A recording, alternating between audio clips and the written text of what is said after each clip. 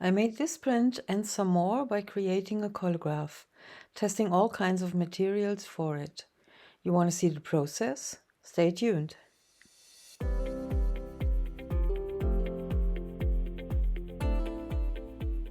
Hello Jelly fans! As a preparation for creating this Collagraph that you see here, I want to test different things first that give me patterns and texture, like wallpapers, sandpaper and different gels and so on. I then choose some of the tested materials for my Collagraph. This video is about creating the Collagraph itself, and again I had so much footage that I made a second video about printing and developing the prints, which is coming next week. I'll speed up the testing process quite a bit here, but naming the products. So we have a relief wallpaper here, top left, and sandpaper, fine and rough grain. And these are old relief wallpapers. Of one, I will be testing both the front and the back side. Both give an interesting effect, but I only have some small pieces left. This is a newer relief wallpaper that I've used for quite a lot of jelly prints already. Now for some different gels and mediums. This is a very special gel. I saw Marta Dyer-Smith using a glass bead gel. Hello Marta! But mine seems to have smaller beads than hers, although it's the same brand. By the way, if you're interested in serious intaglio printing, check out her channel. Marta is mostly printing abstract art, and her prints are great. This is a gel that you can make little pearls with, similar to the glass beads.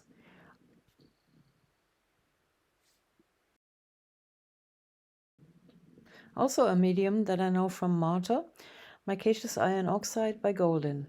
It is a paint, not a medium, but it's really like a super mini carborundum medium. I got some masking sheets and they were hard to find here in Germany. I don't know if it is an American or a UK product.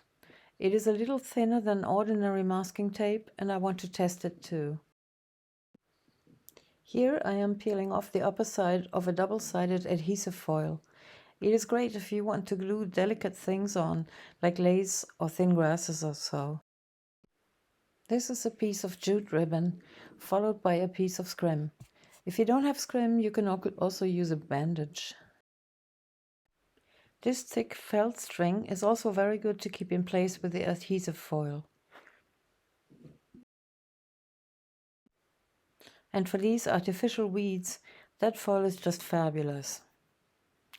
I'm really not certain if they're artificial. Gluing the other pieces onto the test paper with Elmer's glue. The brand is not important, just be sure to use an acid-free glue when it comes to the actual Collagraph.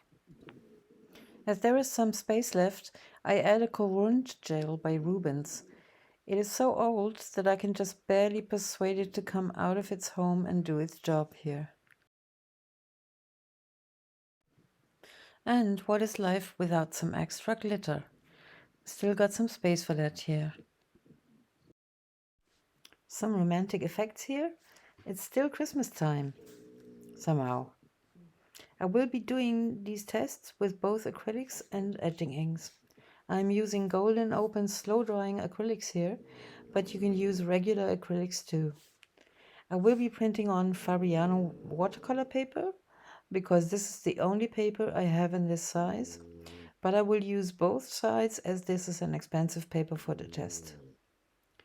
With each type of paint, I will print one passive print via the GELLI plate, as well as an active print, inking up the test page and printing from it directly. Inking up for an active print directly from my glued on thingies. You might not be able to print these all at once if you use regular acrylics, because they will dry too fast on the objects.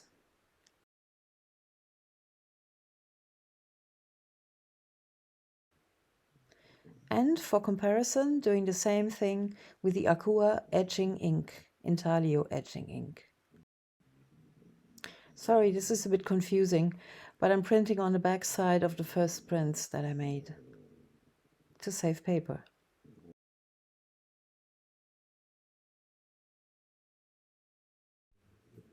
And now doing the active print with the etching ink.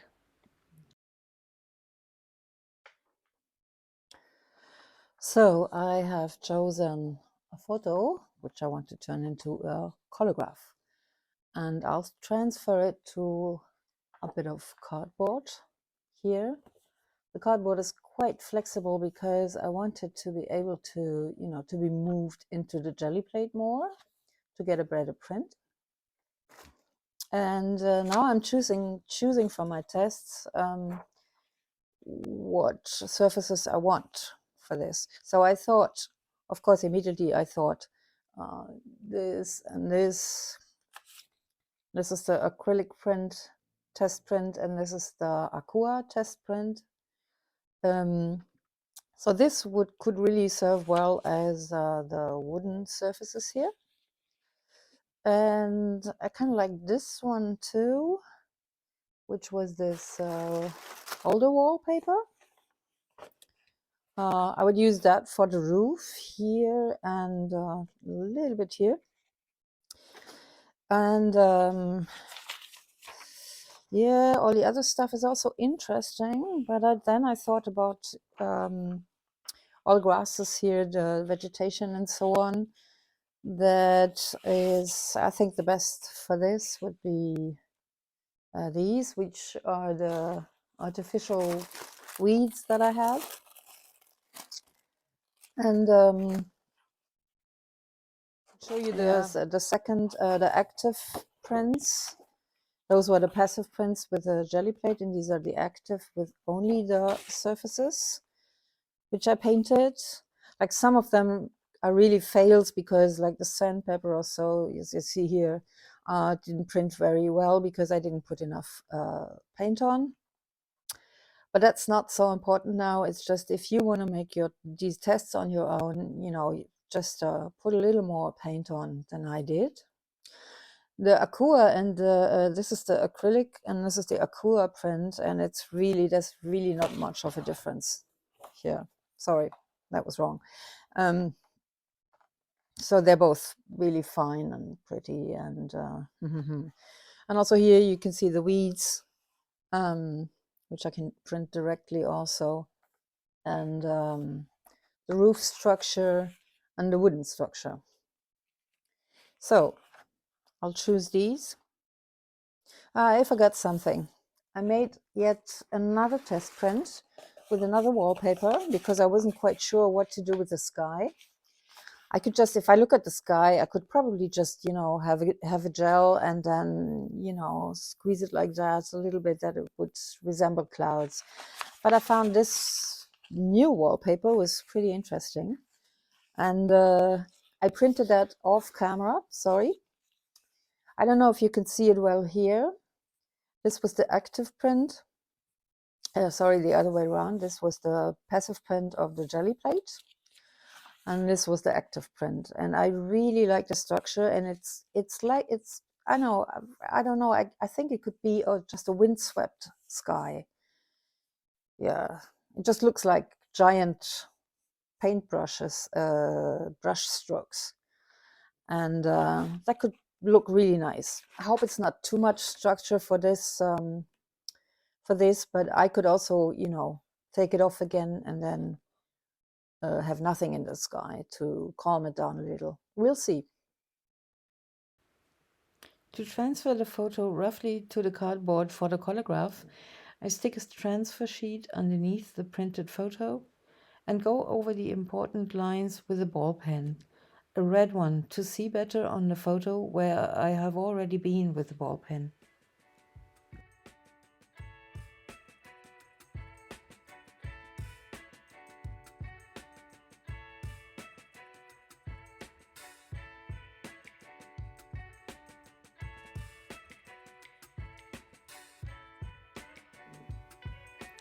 I can't really see what these wooden pieces are.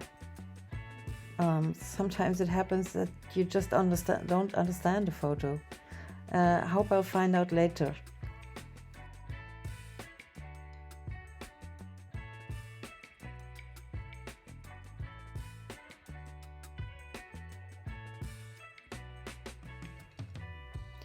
Having transferred the important lines, I am now going to cut out pieces of the photo itself to have masks for the different wallpapers.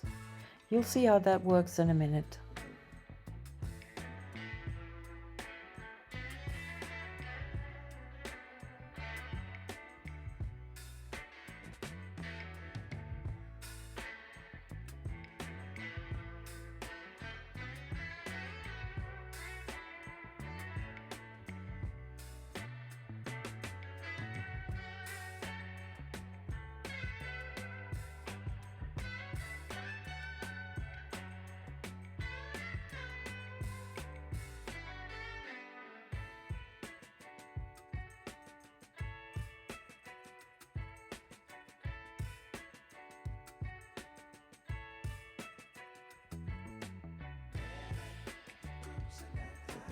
Getting fiddly.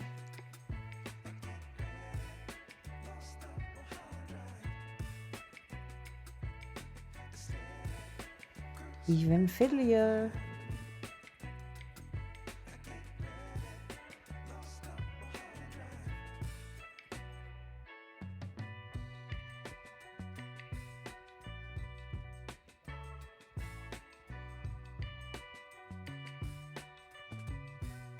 As for the test print, I am again gluing on the double-sided adhesive foil.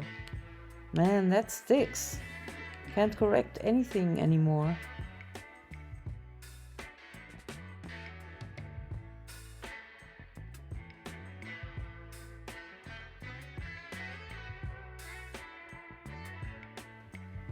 So I am taking the sky piece and put it on that wallpaper, the new one. By the way, I think it's made of pure plastic, but it prints well.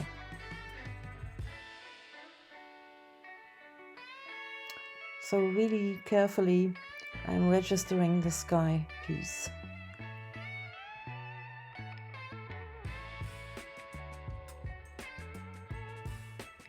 Cutting out the two rooftop pieces.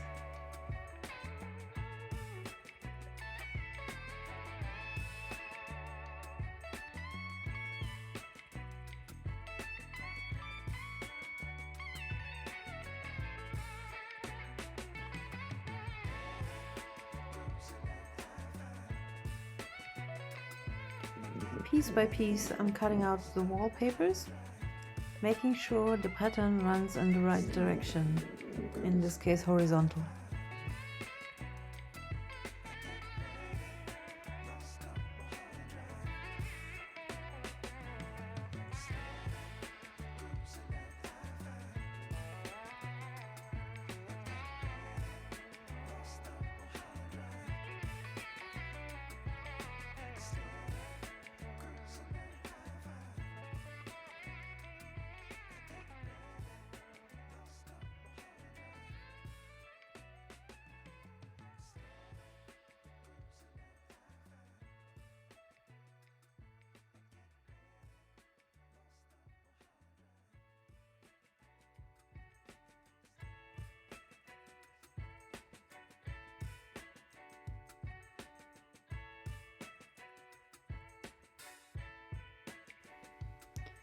These logs that are lying around the house, I am making with some masking tape.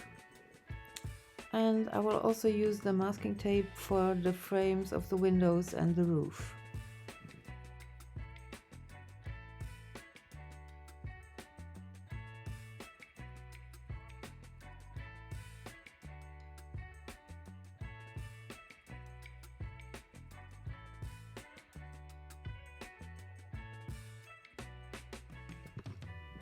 These weeds, I don't think they're really artificial. I think they're real, but treated with something to conserve them. I don't know.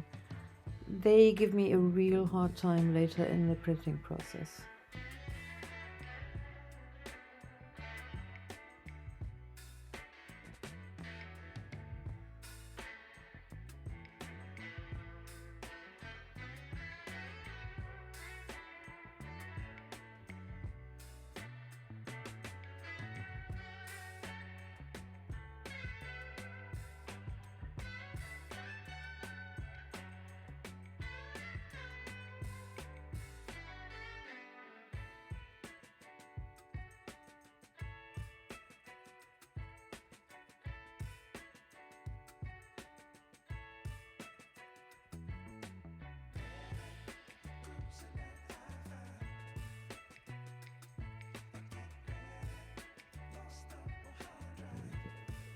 the inside of the windows and doors, and also the gaps between the wooden parts are supposed to be black or dark.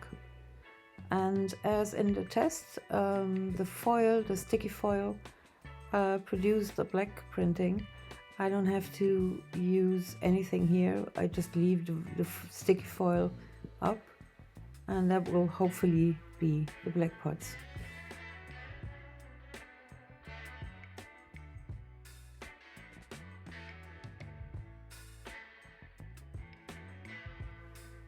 So this is the finished Collagraph. It is by itself already quite a nice piece of art. You will see the printing and the developing in the next part of this video. See you then!